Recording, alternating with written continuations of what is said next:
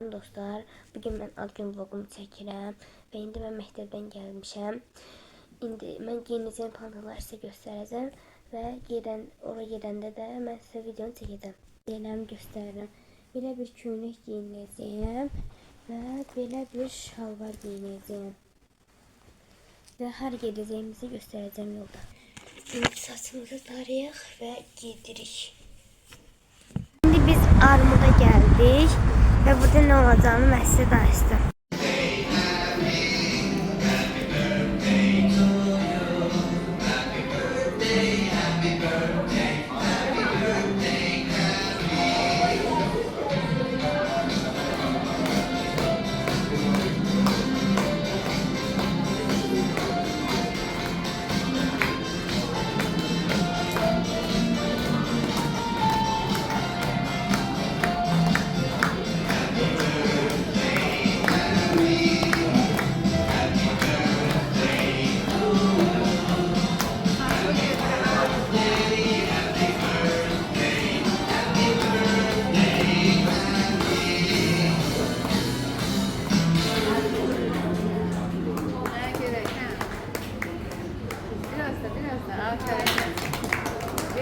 Təbriklər.